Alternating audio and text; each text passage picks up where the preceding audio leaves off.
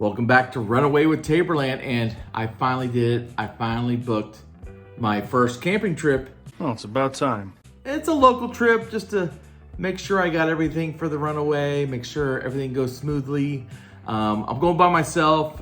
It's a place called Co-Landing, which probably like in a video or two, I'll show you where it is. It's in Tallahassee, not far from me. So I thought a good experience in your first time in a Runaway is go somewhere close, test everything out, work out the kinks that you might have, see what you forgot, see what you need, and stuff like that. So this video is just gonna be on the very bare necessities that you gotta have when you go on that first trip. Simple bare necessities.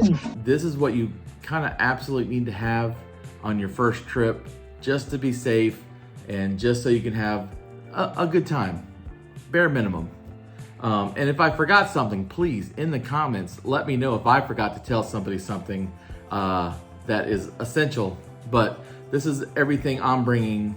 Well, I'm bringing a lot more on my first one because I overdo things. But if you don't want to spend a lot of money, you just got your Runaway. It's an empty box. This is things you will need on your first trip. So let's get started. The first must-have is you got to get your chocks for your wheels, okay? When you park your camper, if you even remotely detach it from your vehicle, if you don't, you probably don't need chocks, but if you want to use your vehicle while you're camping, you got to have chocks for those wheels. I recommend 2 chocks for both sides. They come many different ways. You can find them all over Amazon, but I got these little babies, and it's hard rubber, so it's all rubber.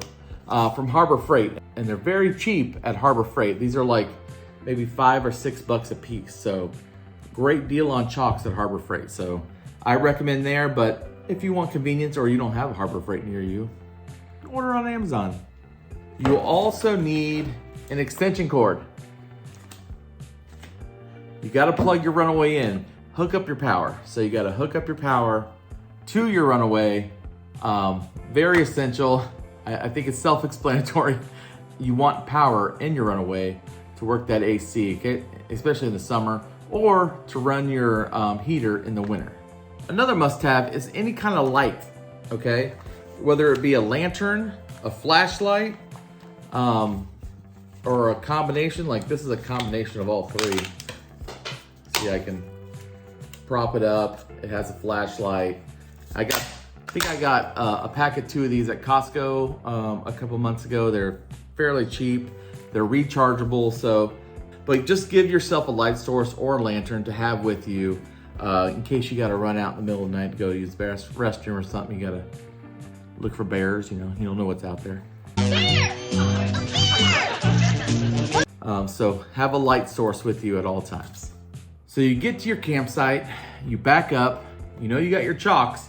The best thing to bring with you is also a level, because you want to make sure your Runaway is slightly tilted forward, not a lot, just slightly tilted forward if you're going to be running that AC, because it needs to drain. The condensation will build up. It needs to drain out that drain hole. So if you have it cockeyed towards the back, it might run into the camper. So you got to be very careful. You want level. I recommend slightly towards slightly level it towards the front, so you have plenty of room for drainage. Then when you put out your leveling jacks, depending on how the ground is, you're gonna need some blocks to put under them, because you really don't want to put it on the bare ground unless the site is paved. That's great, but you might need a little more room depending how all ground levels are for the front tongue jack and for your stabilizers in the back. I only have 4 here, so I need to get more, but you don't need to buy this. You can use wood, you can use, spare blocks.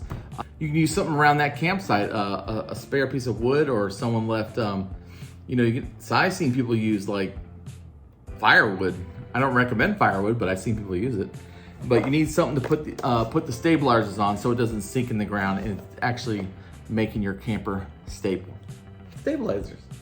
So now at this point, you're backed in, you're level, or slightly towards the front. You got your chock set in place, you're hooked up to power. let's go ahead and set up the interior. And what do you need for the interior? Well, that's up to you. So if you went ahead and made a bed system, you don't need anything but your linens. I'm not talking about the linen. If you don't have anything, which this is the bare minimums, you can just use a sleeping bag or a cot or something in the back that you need, but that's a bare, unless you just want to go bare, just sleep on the ground in the, well, not in the ground, but in your camper, just on the floor. So more essential stuff, a cooler of any sort. I have one of those electric refrigerators that I just plug into my camper, but you can bare bones in it. You just bring a cooler of ice and all your food in. Another great thing to bring, I highly recommend it, is a camp chair. I know this is all simple stuff and stuff you should do already. So these are just the things that maybe you didn't think about that you might want to put in your camper before you leave. A camp chair is great, but most campgrounds have a picnic bench. So if you don't want a camp chair, you don't need it. But I highly recommend it. It makes things a lot easier. So I recommend any kind of stove or heating source for if you're gonna be cooking or not. If you're just going out for the weekend, maybe just pack, stuff that you put in the cooler, like sandwiches or something like that. But you're gonna need a lighter. So make sure you have a lighter if you're gonna make any kind of fire, and be safe with your fire. Follow all the rules on making fires at a campground or a campsite. But only you can prevent forest fire. You got your sleeping situation set up, you got everything, your camper's level, you're good to go, you're camping, you got your camp chair, you have all your food. I recommend bringing, outside a water source. They should have a spigot there, but just in case, bring some water in case that's not working, or some campgrounds we've seen that where they don't recommend using the water due to underground issues or a pipe burst somewhere else and the water's not working properly. So bring your own water just in case, because you just never know.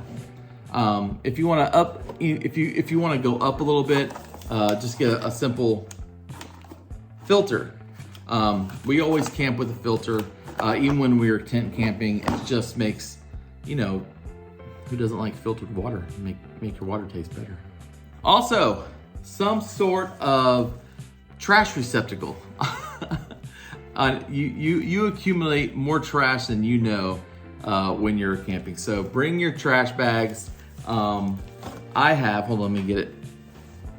These you can get these on Amazon. It's a collapsible, foldable trash container that's easy stored, and these black leaf bags outside fit great in it. Usually when I put it over, I put those big binder clips around the outside to hold the trash can, to hold the trash bag in the trash can.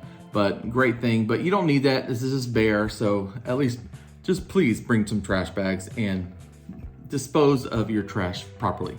Don't be burning everything out there. We got a big fire on 115th. And last but not least, if you are paranoid about thievery out there, like myself, I'm gonna make a whole separate video on everything I do to prevent thievery.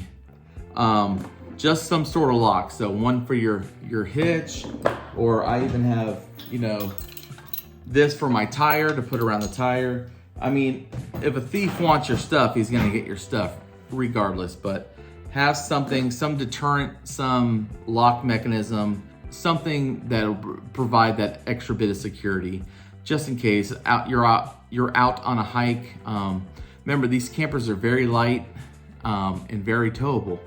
As you know, that's probably one of the reasons why you got it, but that makes it very light and very towable for people to steal them.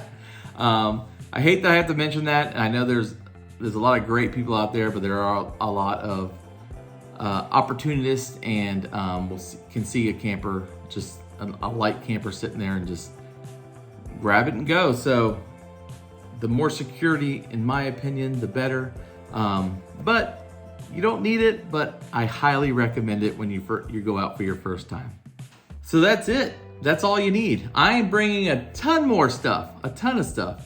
Like I have the whole bed system. Oh, speaking of the bed system, if you made it to this far and you've been following the bed system, let me show you what I've done to the bed to kind of fix minor issues with it being on wheels and to fix that space because, you know, the beds didn't fully go and my little toesies were hanging off the side. So let me show you real quick what I did to fix the bed. So when looking in the beds, when they're all the way pushed over, I have this gap right here. And when I'm sleeping this way, my feet are hanging in this gap. So I got a board and two collapsible shelves, elbows. So I'm gonna put this board onto my bed, and then it's gonna be able to come up and go down to give me a platform to put a piece of memory foam to complete the bed, to make it go from one side of the camper to the other side. So let's go ahead and fix the bed right now.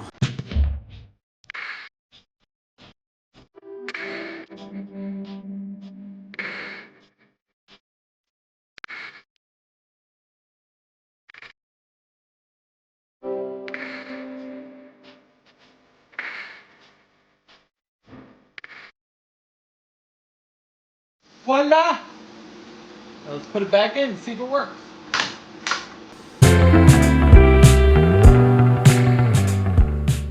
So as you can see, now with that extension, I can take my piece of foam, put it right in, and now my feet have a place to stay.